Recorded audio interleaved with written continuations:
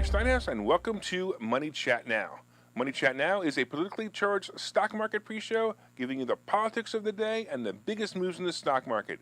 It is presented with comedic common sense and just the right amount of sarcasm by an expert in financial literacy, and hey, that's me, Larry Steinhaus.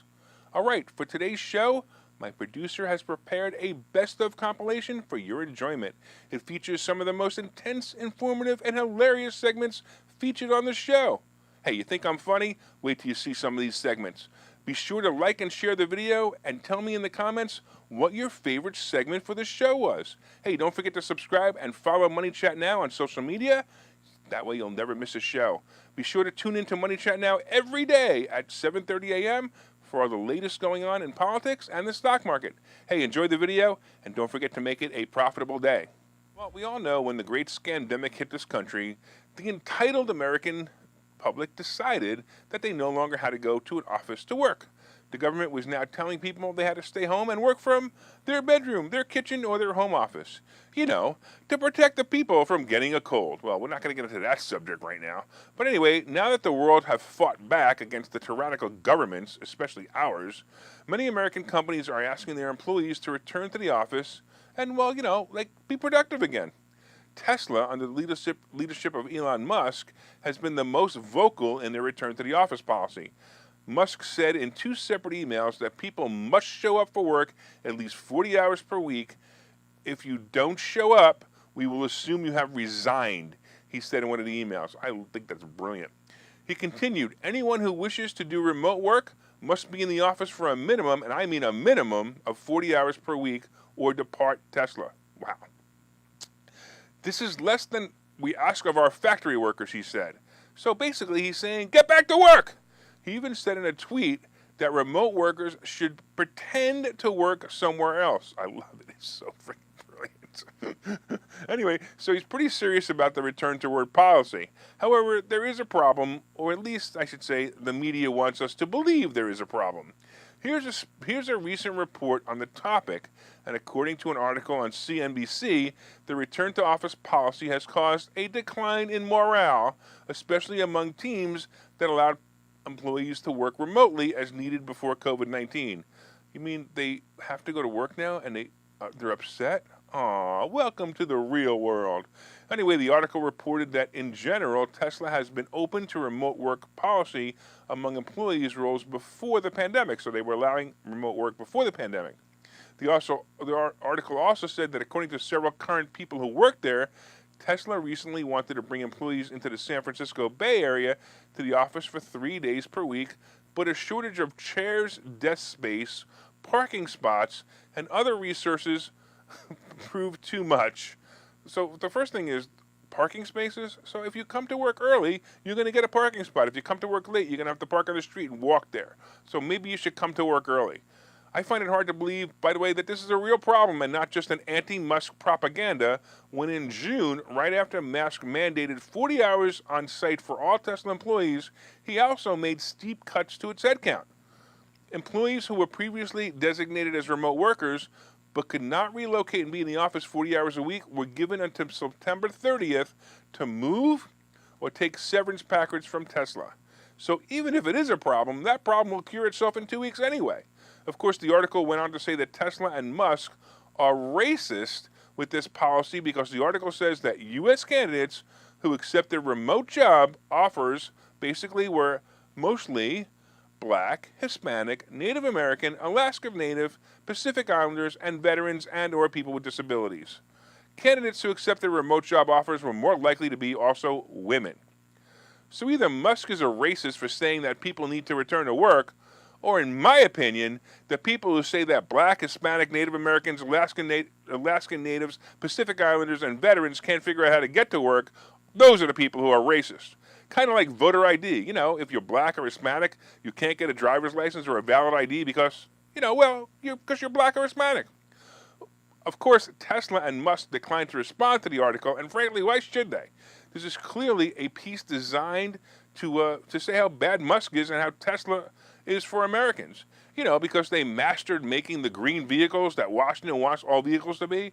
I also wonder if Tesla is not being a union shop has anything to do with this propaganda. So the war against Biden, Harris, and other Democrat leaders continues as it gets more and more ironic every day. Have you heard about this war? You know, the war where the border states are trying to keep illegal migrants from crossing the border to enter the country as president and vice president continue to say there's no problem at the border. Well, as you know, this has escalated into Governor Abbott of Texas busting the illegal aliens to so-called sanctuary cities to keep his state from being overrun with the caring and feeding of these people. Well, this practice of busing the illegals to other cities is growing, and it's growing to the point where it can be considered a real war. Yesterday marked the pinnacle, however, of the transportation of migrants when Governor DeSantis sent planes with these illegal migrants to Martha's Vineyard to remove them from his state. On the same day, yesterday, Governor Abbott sent 2 buses of illegal migrants directly to the door of Kamala Harris's home in Washington, D.C. Oh my goodness, I gotta tell you, I got a chuckle out of this news report.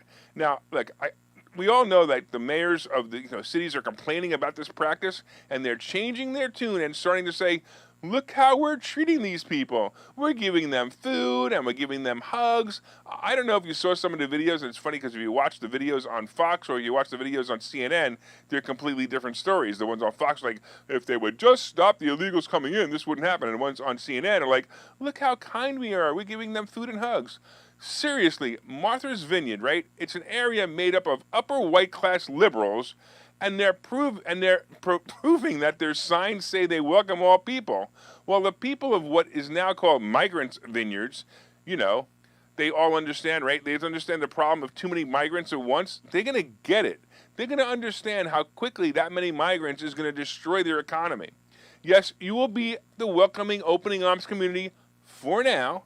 This political move will serve you well to try to say that the Republicans are racist and using the migrants as pawns in the war to protect the border, but after a while, you will have a new landscape in your town as Abbott does, and he has these people at the border. By the way, he's doing a favor to them by sending them to you. As a sanctuary city, you vowed to help these people. Now keep your promise. On the other hand, at least your lawns will all be mowed and your sidewalks will be clean and clear of snow, and it'll cost less. I'm actually looking forward to this practice continuing, not just for comedic value, but most importantly because these illegal aliens now have more warm places to live in a city that welcomes them. Yeah, right. So what is Biden's solution to the problem?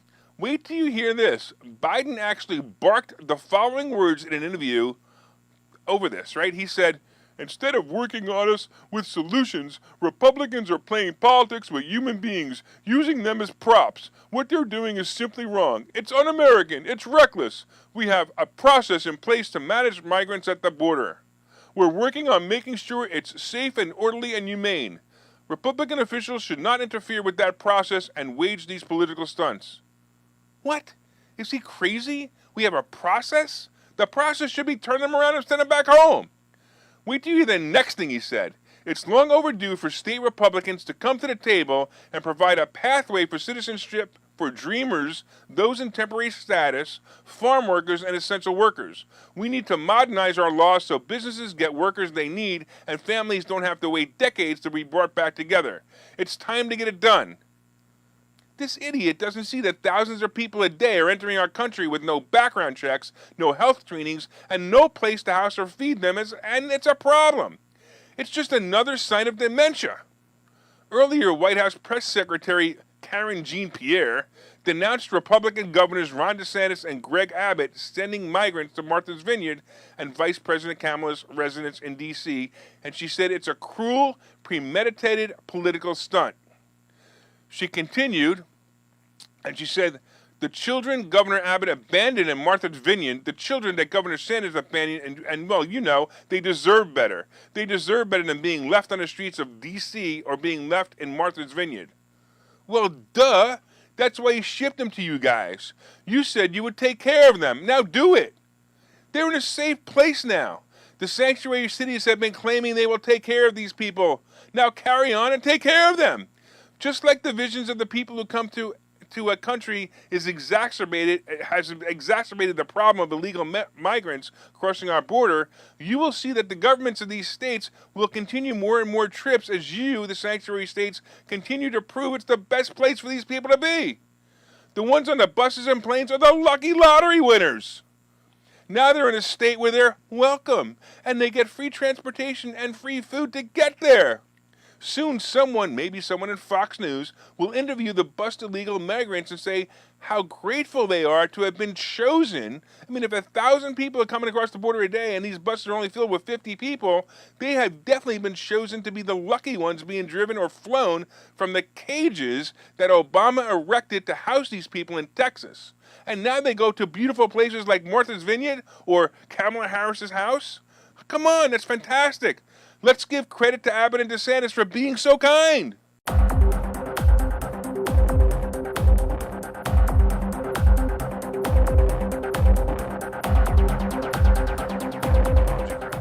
Look, we have seen the privacy issues popping up with social media apps such as Facebook, Twitter, and all the rest of them, and each of the companies have their share of lawsuits.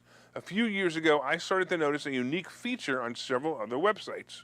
Many of the big companies had to sign up or sign in or log in using your Facebook login as the login for their site. I remember thinking this was either the greatest idea or this was kind of creepy. So anyway, so many of the companies also have login with Google as well. As you know, you simply click the link that says login with Facebook or Google, and the service you are wanting to use uses your data from Facebook to log you in. Well, of course, there must be a catch, and the catch is the sharing of data. Facebook now knows, at the very least, they know that you use this or this other product.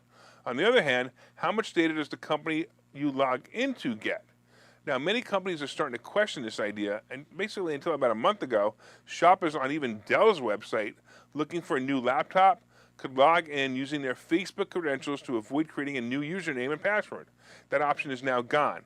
Dell isn't alone. Other big brands, including Best Buy, Ford, Pottery Barn, Nike, Patagonia, Match, and Amazon's video streaming service, Twitch, have removed the ability to sign on with Facebook.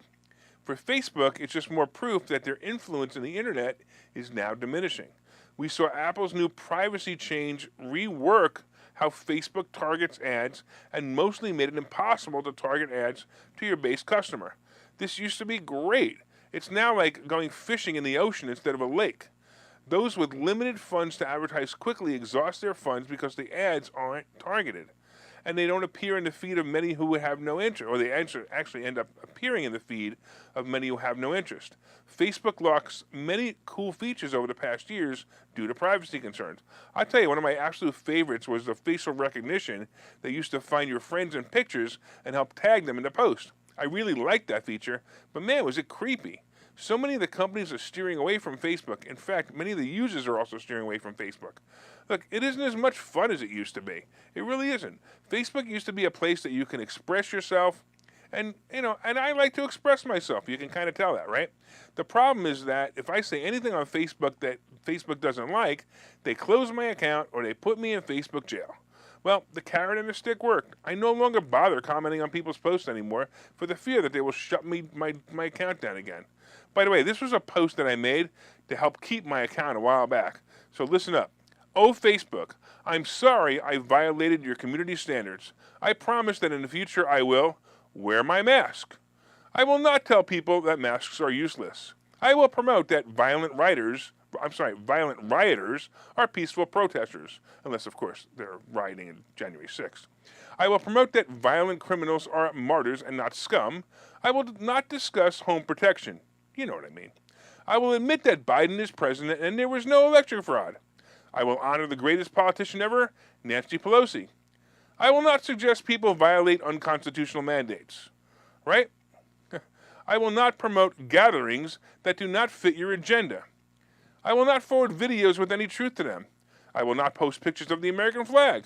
I will not participate in any free thinking. I will not talk about any possibility of the host that exists. Several of the hoaxes that exist. I understand that boys can be girls and girls can be boys, no matter what they have in their pants. I understand that until the baby is released, it is not real. Therefore, a woman's right to murder her unborn child is fine. I will kneel and hold up my fist when you say so. Gas prices are Putin's fault and not the fault of our great president who was fairly elected. I will be a good citizen and only think the way you want me to. Of course, finally, I will also censor all the people in my groups to abide by your standards. Can I keep my precious Facebook account now? That's typically what happens. Well, it seemed to work, by the way, because I'm still here. Look for less and less use of Facebook login, and for that matter, less and less use of people actually logging in to the app of Facebook in the future. Besides, the only thing good on Facebook is this show anyway. Look, no offense, but ordinarily a man who's almost 80 years old has no idea about cryptocurrency, nor cares about cryptocurrency. When you say Biden, who's almost 80 and only cares about, his 10% as the big guy being paid from his son who got a job that he couldn't do, that was paid a ridiculous amount of money, and you add the man's cognitive ability, I doubt he had any idea what was in this proposal to regulate crypto. But anyway, the only crypto Biden could possibly be concerned about are, the crypt, not crypto. Well, getting back to Tales from the Crypto by Biden, there's been talk about new regulations for crypto to protect the public from misinformation and from scammers who use the momentum of the price of crypto to hurt many people financially. And by the way, if you ever get a message from ManyChat now that says buy crypto or crypto, I'm selling crypto, it's a scam. It's not me. I have no interest in crypto whatsoever, and you guys should all know that. Anyway, this includes fraud and fraudulent transactions that they're trying to stop. Some of the key takeaways from the new proposed regulations will include an effort to eliminate illegal activity. I don't know how they're going to do that. It doesn't make any sense to me. I mean, I hope they do, but I don't really know how they can possibly do it. However, it's an interesting statement from the White House fact sheet on the matter. The president will evaluate whether to call upon Congress to amend the Bank Secrecy Act, anti-tip-off statutes, and laws against unlicensed money transmitting to apply explicitly to digital asset service providers, including digital asset exchangers and non-fungible token platforms, NFTs. So basically, the anonymity of crypto transaction may not be anonymous anymore. Another proposal for the U.S. is to create its own digital dollar. By launching their own digital dollar, the intent is to eliminate the need for crypto in the country. Even Federal Chair Jerome Powell previously said the main incentive for U.S. to launch its own central bank digital currency would be to eliminate the use case for crypto coins in America. That's very telling, obviously, right? The government doesn't like anonymity.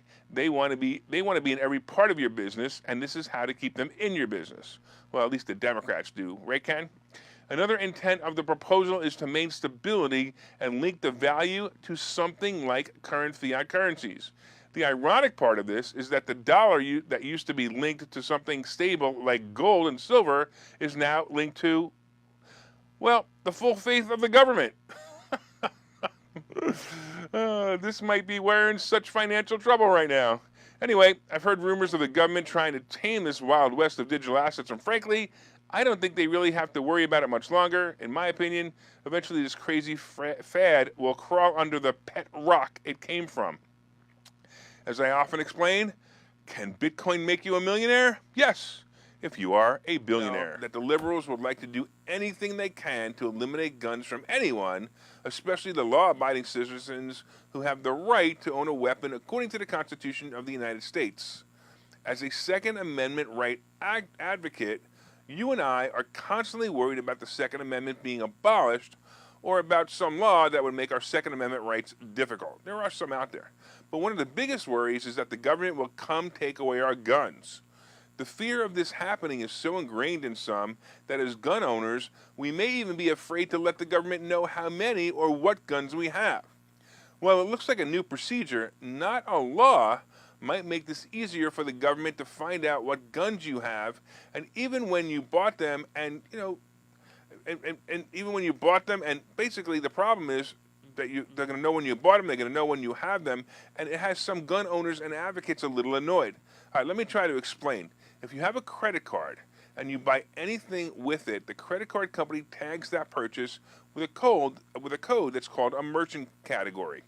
Look, you're probably more aware of this than you think. If you've ever received an end-of-the-year statement from companies like Visa, MasterCard, or American Express, you have seen that your purchases are broken out into categories. And it's done basically with a merchant code that is assigned to basically that purchase or establishment selling that item. Well, it appears that the credit card companies are now going to add a new code in the system specifically for guns, ammo, and other weapon accessories. This new code is voluntarily being added by the companies, and it was a result of Democrat leaders who wrote letters to the card companies asking for it. Previously, gun store sales were categorized as general merchandise. As of this month, they will be categorized as gun sales.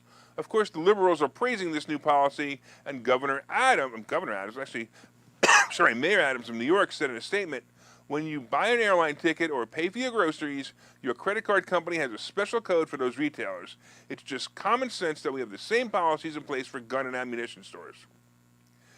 The National Rifle Association said the move is nothing more than a capitulation to anti-gun politicians and activists bent on eroding the rights of law-abiding Americans one transaction at a time. Look, the NRA continued and said, this is not about tracking or preventing any virtuous motivation. It's about creating a national registry of gun owners. So basically, we have the politicians who want to use this to track the purchase of guns, and we have the NRA saying, how dare you track the purchases? Look, frankly, I got to be honest with you. I'm not quite sure this rule is going to stop any illicit gun purchases. You know, who's going to care? They're going to buy it with cash. They're going to buy it with anything else. And really, it's not going to make much of a difference if they buy it with their credit card. But seriously, how does it really infringe on the rights of gun purchases any differently than someone buying anything with a credit card? I don't really see it as a problem. I actually see the publicizing of this change being more of a problem than the change itself. It'll probably lead to more cash gun sales in the future because of the paranoia being tracked. The reality is gun shops probably have cameras. Actually, they always have cameras. They always have security everywhere. And when you purchase a gun, you're filling out paperwork each time anyway.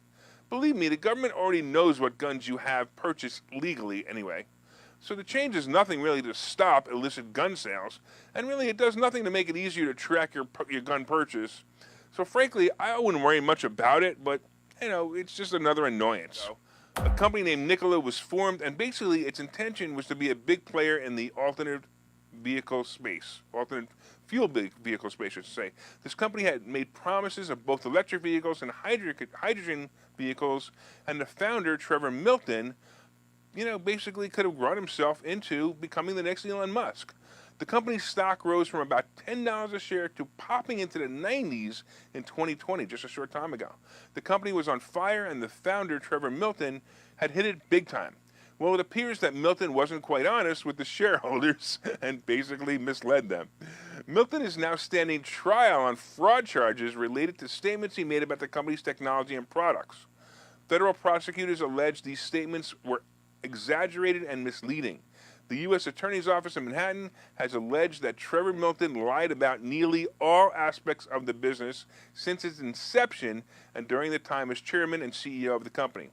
According to prosecutors, those lies were intended to bolster sales of the startup stock, and Milton is facing 2 counts of securities fraud and 2 counts of wire fraud, all related to statements he made about Nikola's business while he was chairman and CEO of the company. If convicted, he could face up to 25 years in federal prison. All right, prosecutors allege the following. Milton said that the company's first semi-truck prototype called the Nikola One was fully functional, but it wasn't. A video showing the prototype truck apparently driving under its own power was created by rolling the truck, which couldn't drive on its own and had no engine. All right. Also, Milton claimed that Nikola had engineered and built an electric pickup truck called the Badger, but prosecutors say the Badger was little more than a concept, and it basically was sketches and renderings at the time of Milton's initial statements. While the company eventually showed the prototype Badger, the truck was in fact built by a third-party vendor and based on a truck from a large automaker. Milton also told investors that Nikola was producing hydrogen gas, that it needed to refuel its fuel cell-powered trucks at a reduced cost. It also said that Nikola was developing electric vehicle batteries in-house and that Nikola had binding orders representing billions in revenue for its electric trucks. and all of these statements were false, according to prosecutors. This guy's in deep trouble. He's in deep trouble. And I'll bet jail time is in his future. He might even be in there for 25 years. I've done some research on Nikola, and I don't think they're closing their doors, at least not yet. Personally, I'm hoping for a merger with several small vehicle manufacturers, and if I own shares, I might get a piece of it. By the way, Milton is also accused of making a similar misrepresentation to the seller of a ranch he purchased in 2020 in an attempt to get the seller to accept Nikola's stock as payment for the purchase. Oy. Hey, I want to thank you for watching Money Chat Now. Don't forget, we are live every morning at 7:30 on Facebook, Twitter, LinkedIn, and YouTube. And of course, you can also find repeats of the show on Rumble and Spotify. My name is Larry Steinhaus. I am the host of Money Chat Now, and I am the CEO of Investor Schooling. Don't forget, you can also contact me directly at contactlarry.com. That's contactlarry.com. And I can't wait to see you tomorrow. Make it a profitable day.